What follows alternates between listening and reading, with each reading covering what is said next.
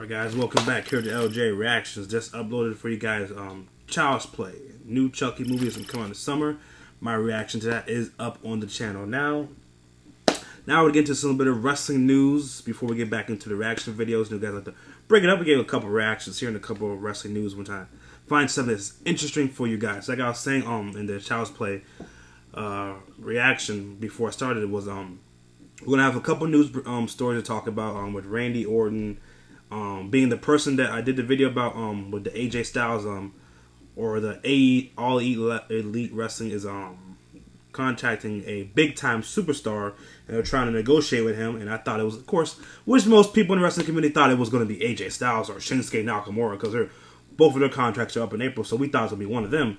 But it turns out to be, it will be Randy Orton who they were talking to. We'll get to that in the video. And also about Dean Ambrose facing Nia Jax is actually taking place on a freaking house show.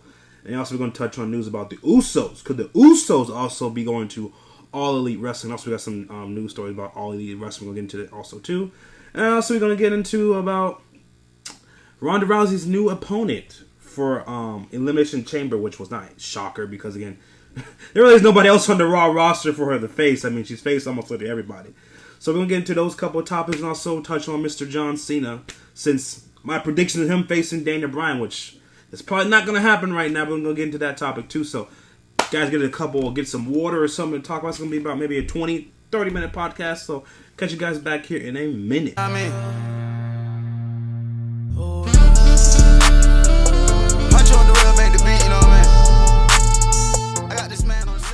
Alright guys, welcome back. So first we're going to touch on All Elite Wrestling.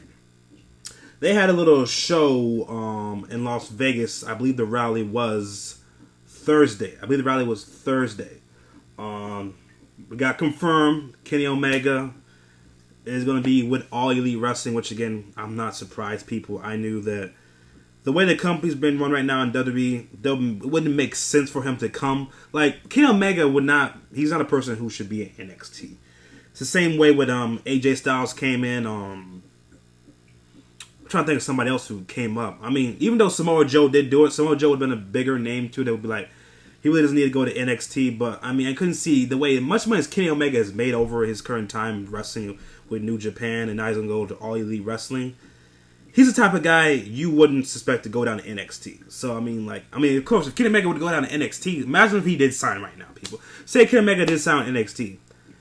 You would have to break up your feud with Tommaso Ciampa and Gargano, because Kenny Omega would not be facing somebody on a lower level for NXT show. He'll be going for the belt. That's how big of a brand he is right now. So I'm not surprised he did not sign with the WWE again, because look at the way the company's run right now, people. I mean, it's just so frustrating to watch what they're doing. I mean, listen here. Besides Daniel Bryan and Becky Lynch, I mean, they're doing nothing else right. I mean, Ronda Rousey, and you could say to a degree, but even I thought Ronda Rousey should not have been world champion until WrestleMania. Like, it would have made sense. You have the girl work her ass off, and then in WrestleMania she gets the belt. You're not just gonna give her the belt out of freaking nowhere. SummerSlam against Alexa Bliss. I'm like, come on, man. I would have had Ronda work her way all the way to the Rumble, through the Rumble, to WrestleMania, wins the belt. But I mean, it is what it is with Ronda Rousey. At least we'll get the match that we hopefully will get the match that we hope for. But it is what it is. Besides Becky Lynch and Daniel Bryan, what else are they doing right on the company, on the main roster wise? So Kenny Omega, I would not suspect him to go there and literally imagine what would Kenny Omega do at WrestleMania? Say he did sign, who do you think he would face at WrestleMania? Same answer I have right now. You don't know. Besides AJ Styles. And look what they did with AJ and Nakamura at WrestleMania. You think Kenny Omega didn't watch that shit and say, wow, you're treating AJ Styles and Nakamura like this at WrestleMania? When you know a good and hell well they had a greater match at New Japan? Like at Wrestle Kingdom? So, I'm not surprised Omega didn't sign with the company. I mean, again, we have one more year, people. We have one more year till the XFL starts. Then maybe Vince is like, you know what, Triple H, you go ahead. I'll give you more creative control. I mean, that's the best thing we can hope for right now. Is next year when the XFL starts, Vince is like, you know what, Triple H, I'm going to give you a little bit more creative control. I'm going to give you maybe 70% or 60% creative control. Where we get stuff we want to see. So, well, I don't know how long Omega's contract is that he signed with All Elite Wrestling, but I assume it's going to be at least maybe 2 or 3 years at this rate, because again, he's going to be what, a vice president too? Like shit. Imagine that. Kenny Omega, the Young Bucks, and Cody Rhodes are pretty much the owners of All Elite Wrestling. So I mean, I'm sure Vince gave him a good ass offer, but again, good ass offer or creative control. You would take creative control, right? I would too. So Kenny Omega signs with All Elite Wrestling. That was pretty much one of the biggest stories of the week. And that pretty much they're going to be doing Chris Jericho versus Omega again. I don't have a problem with that. They had a good ass match. So when people were complaining about, oh, your first big pay-per-view Double Nothing, have Omega versus Chris Jericho. They just had that. Well, damn it was a good ass match. I mean, again, was anybody complaining about Almas and Rey Mysterio? They had a couple matches they had on SmackDown. No, you like, I want to see it again at WrestleMania. So with having Omega and Jericho again at Double Nothing, I mean, it's a good ass match. Do it again. So that's that on that front. Now on the other front, let's get into Randy Orton. Now, Randy Orton being offered I don't say he wasn't completely offered a contract, but he was in talking with Cody Rhodes and the Young Bucks about a contract. Again, there's nothing wrong with talking to another promotion and getting more money from Vince McMahon. I mean, that's the way you do. Like, look at for example, if you guys remember football, if you don't remember Darrell Revis, he used to sign 1-year deals so he could get more money from another team. Like, you know what? I'm signing a 1-year deal with them. They're going to give me more money. So there's no problem with wrestling with having Randy Orton talk to All Elite Wrestling and try to get more money. Now, Randy Orton's contract expires next year in April. Not this year in April. It expires next year in April. And there's no problem with negotiating now to come to the table next year in April and say, hey, Vince, they're doing good over here. They're willing to offer me this. What are you willing to offer me? Now, already Randy Orton was making $1 million already a year. So, I mean, shit, it's not chump change for a wrestler. But Orton was making $1 million a year. And you know what? Maybe All Elite Wrestling's like, hey, Orton, we're willing to give you $2-3 million a year. And then next year in April, Randy Orton comes to the table and say, hey, Vince, Cody Rhodes is willing to offer me $3 million a year. What are you willing to offer me? There's nothing wrong with that. Now, do I suspect Randy Orton's going to stay in the company? I mean, Randy's been with the company since God knows how long. And the contract that Randy did sign was a 10-year contract that's about to run out. So imagine that. He got a 10-year contract back in 2009. So I expect Vince would give him to do the right thing with Randy Orton. I suspect he'll stay around. He's just trying to get a little bit more money, which again, you have family to take care of. You gotta look at the future. He's got kids to take care of, go to school, put them through school, and Randy Orton's trying to get what's best for his family. Now, as it comes to the Usos, which this is a more believable discussion to me than Randy Orton leaving the company, because I don't suspect Randy will leave the company. Now, with the Usos, this is from Fightful.com. A source told Fightful there's some concern the Usos won't re-sign with the WWE when their contract is up in April. We're about to find out. According to PW Insider, Jimmy and Jay's deal is up at the end of April, and that WWE has been talking to them about a new contract, but nothing is concrete yet. Same thing with AJ Styles, people. Same thing with AJ Styles. They've been talking with AJ Styles, but nothing is completely confirmed yet with AJ, which there was some fake rumors over the internet last week, and AJ even put them on blast talking about one of the people was, I think it was Slice Wrestling or something like that, said, oh, AJ is resigned with the company, is confirmed. And AJ came out and said, that's news to me. I have not signed yet. Where'd you get this news from? So AJ's been putting the news and the rumors on this blast about saying that he's resigning the company, which yet he's not resigning. So it's the same thing with the Usos. With Randy Orton, to me, I look at the Usos as being a lifer in the company. I mean, they've been in the company how long? I mean, yes, we would like to see the Usos versus Young Bucks. Shit, sign me up for that. I'd love to see that. But actually, you know what with the Usos? I think they will stay around, but they're probably going to wait their options out too and saying, okay, what are you going to do with the tag team division? It's been built like shit last, 6 months? I mean, the last time, to me, the division was even looking pretty good was when the Usos were fighting the New Day. And that's been like a year and a half now? Remember the New Day faced the Usos in that Hell in a Cell match, which was really damn good? Since then, I mean, look at the tag team division, you could say, has been going downhill. I mean, We got, what, at WrestleMania last year was the Usos, the New Day, and I believe the Bludgeon Brothers, right? It was like a 5-minute match. You tell me the Usos, New Day, and Bludgeon Brothers got 5 minutes at WrestleMania. 5 minutes. That's a shame. And then the Usos probably saying to himself, again, we're going to WrestleMania another year again, and we're about to be probably in the pre-show. That's kind of a little bit frustrating if I was the Usos. I mean, you give us a WrestleMania card spot last year. You gave us 5 minutes. And right now, you could possibly be on the pre-show. That's kind of frustrating. So, I mean, I don't blame the Usos to talk with AEW either. I really don't. I mean, I don't blame none of these people for talking to AEW. Because the way you treating us, I mean, like Vince. You worry about Shane and The Miz as a storyline. Which, I don't think anybody cares about the Shane versus The Miz at WrestleMania. Do you? I don't. So you're wasting a spot for potentially maybe the Usos versus, let's say, Usos versus Sanity. You tell me Killian Dane. If you guys saw him in NXT, that the last year the War Games match last year with the Akam and Razor and Roderick Strong versus Undisputed Era and Killian Dane and Sanity. He was the star of the match. Killian Dane. And has he been on TV since... I mean, I don't remember the last time he was on TV. So, I mean, you look at Sanity, too. They're frustrated, too. So, I don't blame nobody for talking to All Elite Wrestling right now. I don't. Because the way you've been used on TV, I mean, I'll be talking to them, too, man. So, the Usos, I think they'll probably stick around. But I think they'll weigh their options. Like, literally. Like, look how they're going to be used at WrestleMania. I think they'll probably look at that and say, do we want to stay here or go here and be used properly? You know? So look at that, man. Look at it both ways, and I mean I don't blame none of these people here, man.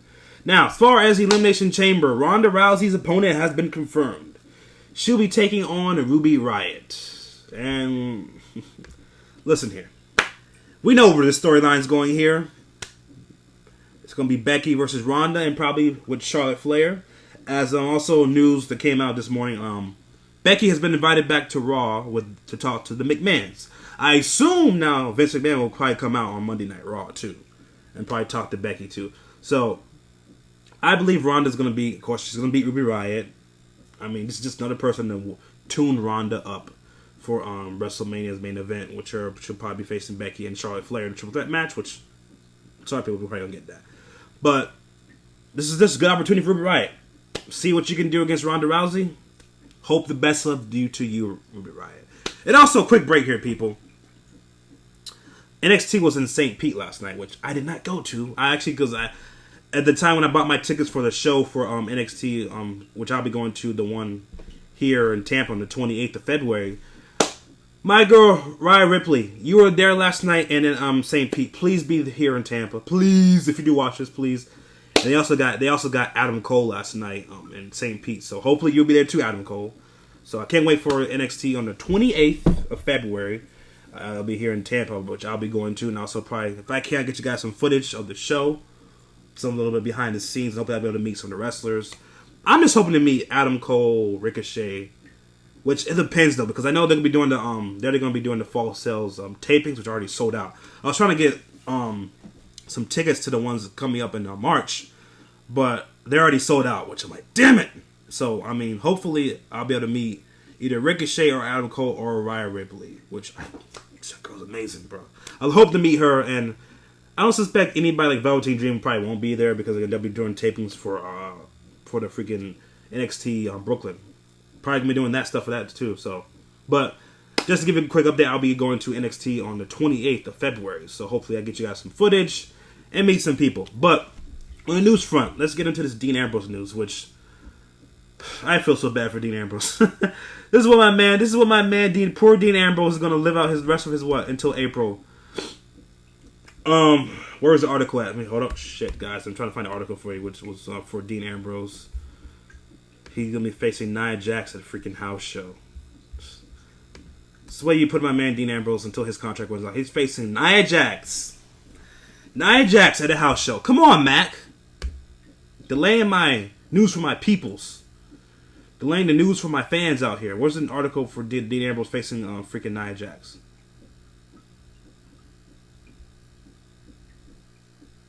Oh no! Oh, here it is. There we go. Dang it! I was trying to find the article. I find it. I'm on Cage. If you guys want to know where I find my articles, it's on Cage Side Seats. So, Dean Ambrose. Okay, here we go. So, Dean Ambrose will be facing Nia Jax on a house show from Arkansas on Saturday, February 22nd. The local local television advertised the event, and Dean Ambrose will be facing Nia Jax in a one-on-one match. Let that sink in, people. Poor Dean Ambrose is facing Nia Jax in a live at a house show on February 22nd. Let that sink in, people. Dean Ambrose facing Nia Jax in the house show. So, do you guys think the video I did on Dean Ambrose leaving?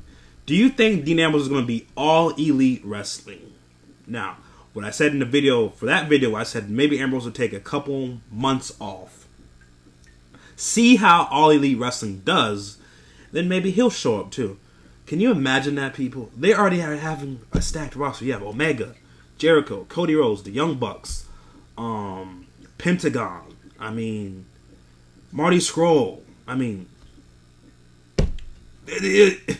potentially maybe the Usos, because I think the Usos is potential. I think the Usos, again, I said they'll probably wait and see how they use it at WrestleMania, and see if whatever Vince is gonna say, this is what we're gonna do with the tag team division. So until then, maybe the Usos could go to All Elite Wrestling. Sorry, Naomi. But can you imagine that? Usos, Young Bucks, Cody Rhodes, Kenny Omega, Marty Scurll, and Chris Jericho. Potential Usos. Potential Dean Ambrose. Potential Shinsuke Nakamura, too. And maybe Gallows and Anderson, because their contract expires, too. Just imagine that. And if they get a good TV deal with TNT. Come on, man. Come on, man. Like, Vince, wake up and smell the coffee, bro. You need to wake up and smell the coffee. Shit. So, Ambrose is facing Nia Jax on the house show. It is what it is. All elite bound, baby. Now, we got a couple more topics to get to. We already got to Ronda Rousey facing Ronda Rousey facing, God dang, guys, I just forgot her name. Oh my god, we're botching over here like Sasha Banks, people, and like freaking who else we got? Who else botches pretty good? Dana Brooke, baby. Ruby Riott. There we go. God damn it. Ruby Riott facing Ronda Rousey. We got to that. The last one here is going to be John Cena. Now, if you guys want to see my predicted card for WrestleMania 35, it is up on the channel. I said it'll be Cena versus Daniel Bryan, because right now they have nobody else to use to face Daniel Bryan. Because again, if you guys want to know spoiler talk, Fastlane is going to be Bryan versus Joe versus Styles in a triple threat match. That's the card right now for Daniel Bryan at Fastlane. So I was like, who else is ready to face Daniel Bryan? After he's already faced Joe, he's already faced Orton, he's already faced Hardy, he's already faced Styles. I'm like, I didn't think Mustafa Ali had to build, like you were saying, to be a main attraction at WrestleMania. So that's why I went with John Cena. But news on Mr. C Nation himself. John Cena is currently out right now filming. That's why he didn't show up at the Royal Rumble. He was filming a new movie. As of right now, the movie Cena is filming, his current end date is a week. Keep this in mind, people. His end date is a week before WrestleMania starts. Before WrestleMania starts. Well, yeah, we'll go with that. Before WrestleMania starts. He'll have a week before Mania starts the following Sunday. So as of right now, Cena's not booked to have a match at Mania. He will make an appearance as of right now. So I was like, when I read this news, I'm like, damn it, man. So we got no Cena at Royal Rumble, and we're going to have Cena be having a week to build it. Listen here, no offense. If you told me John Cena would have 1 week to build his match with Daniel Bryan, he could do it. But I don't think Vince McMahon would do that to Daniel Bryan. You know what I'm saying? As much as Daniel Bryan with this new gimmick has been freaking great. He wouldn't give Daniel Bryan a week to build his WrestleMania match. You know what I'm saying? Or Daniel Bryan could say, you know what? I would have an open challenge at WrestleMania because I've beaten Samoa Joe, I've beaten AJ Styles, I've beaten Mustafa Ali, I've beaten Randy Orton, I beat Jeff Hardy. I'm having an open challenge at WrestleMania. Now, could that be intriguing? Yes, it could be intriguing. But again, when is the last time a WWE champion going to WrestleMania has had an open challenge? I don't think it's ever happened. So I don't think Vince McMahon would do that to Daniel Bryan by having him have an open challenge. So as of right now, I mean, shit, if you had to make me choose between who would face Daniel Bryan at WrestleMania, I mean, I guess you give it to Mustafa Ali because, like, looking on the roster, I mean, you guys know what I said for Samoa Joe. I would have Joe face Randy Orton, and I'll have AJ face Undertaker. That's what I would do. So then you leave with Jeff Hardy. What would you do with Jeff Hardy? I mean, guess Jeff Hardy versus who's the U.S. champion right now? R-Truth? I mean, whatever. Who knows? But I'm just saying right now, there's nobody on the SmackDown roster besides Orton or Joe. But again, do you want to see Daniel Bryan versus Randy Orton? No. Would you want to see Daniel Bryan versus Samoa Joe? Unless Samoa Joe, again, you wouldn't turn Samoa Joe to a baby face. He's great as a heel. So you're kind of into a pickle of, like, it's either Mustafa Ali, Jeff Hardy, or Rey Mysterio. And I don't see none of them face Daniel Bryan. I'm putting Rey Mysterio against Ciamas in a 2 out of 3 falls match at WrestleMania. Because they have good chemistry. I wouldn't mind seeing Ciamas versus Rey Mysterio in a 2 out of 3 falls or a Iron Man match at WrestleMania. So you're left with either you put Mustafa Ali or there's another person, people. There's another person. Rumors for this, since Lars Sullivan did not make his appearance due to his anxiety attacks, and Vince is like pretty much saying, you know what, I need somebody else. Rumors are Mr. Aleister Black will be making his way to the main roster after Elimination Chamber. Now, would you do Aleister Black versus Daniel Bryan at WrestleMania? I mean, listen here, but the thing with Daniel Bryan doing this whole vegan gimmick type of shit, Aleister Black is the type of dude to work with the vegan stuff. So, I mean, but listen here, I would not mind seeing Aleister Black versus Daniel Bryan. But you're kind of in a pickle with Daniel Bryan. Either you go with Mustafa Ali, or I guess you go with the rumor call-up Aleister Black.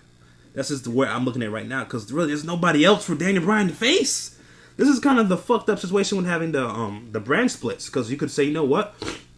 Fuck it, you give me Finn Balor versus Daniel Bryan. But because you're in a brand split, you're kind of in a pickle saying, you're kind of limited.